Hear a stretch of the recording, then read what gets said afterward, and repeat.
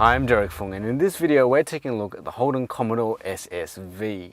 Now with this car's bright yellow paintwork, vision splitting rear spoiler, 19-inch alloy wheels, body kit and quad tailpipes, you'll be forgiven for thinking that Holden were only targeting Aussie blokes with flannelette shirts, hairy chests, an addiction to VB and a fondness for ogling at the Sheilas. But didn't your mum ever tell you don't judge a book by its cover? Because while this car may be all of that, it is a little bit more. At the heart of this are the changes that the Holden made to the Commodore range last year. On the outside, the changes are pretty minimal. You'd have to be a real Commodore nut to be able to spot the fatter boot lip, the new paints and alloy wheel trims, as well as the uptick to the headlights. But it's the changes underneath the skin that the Holden engineers have wrought which are most important. Most intriguing for us is the new entertainment and navigation system, which Holden rather unmodestly calls IQ. It's standard throughout the Commodore range, although at the bottom end of the Commodore scale, there are a few features that are optional, such as satellite navigation. Entertainment options on top of the range models are fairly well taken care of. There's AM/FM radio and CD, of course, as well as internal flash memory storage, which is able to hold 15 ripped audio CDs. There's also Bluetooth, which is for hands-free calling, as well as wireless music streaming. Inside the armrest bin, there's an auxiliary jack, as well as an iPhone, iPod compatible USB port. Sound through the audio system is just okay, although it does get better as you turn the volume up. As far as factory fit sat-nav systems go, the IQ is pretty well specified. You get 3D map view and live traffic updates. But even better, in the instrument panel you get next turn instructions, speed limit warnings and camera alerts. The interface on the 6.5-inch touchscreen is pretty easy to use, although some of the on-screen buttons do require quite a firm prod. The sat-nav system is a little bit slow to respond when IQ is starting up, and going through long lists such as playlists and your phone book is a real pain in the neck. That said though, IQ lives up to its name. If you want to know more about the ins and outs of the IQ system, check out our in-depth, separate review and video. In terms of other features, the SSV is decently, if not outstandingly equipped.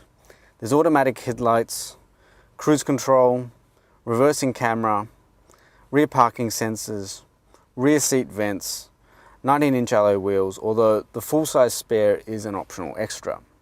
The dual-zone climate control can defeat the harshest Australian sun, but the display line on the IQ screen is too small and crowded with icons to be easily viewed when you're driving.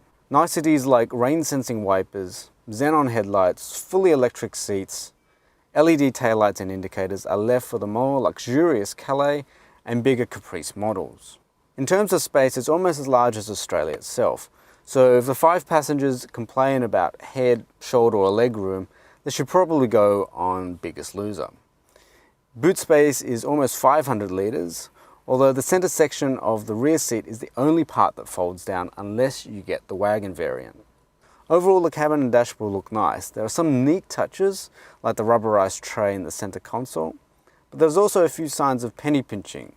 Some of the plastics are rather hard and the edges are rough, and let's just say that we're not fans of the handbrake lever at all. Enough of all of this. Cars with big stonking V8s are meant to be driven.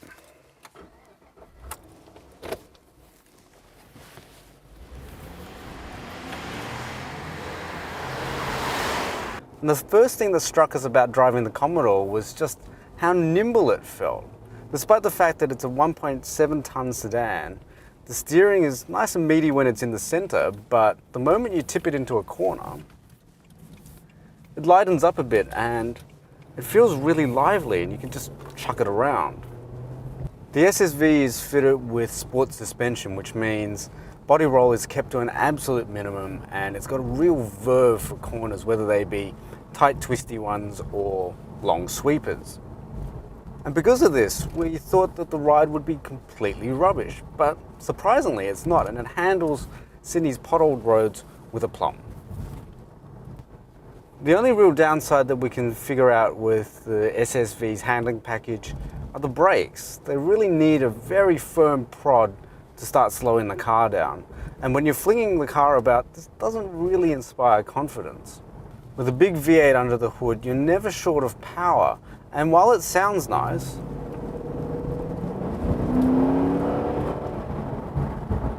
we really were hoping for more of a big, bad, bassy V8 grumble to the car. This latest generation V8 from GM can drink fuel that's up to 85% ethanol, although you might have some problems finding a service station that serves that stuff. There's also fuel-saving technology in the form of cylinder deactivation, so this car can switch automatically between running on 4 cylinders and 8.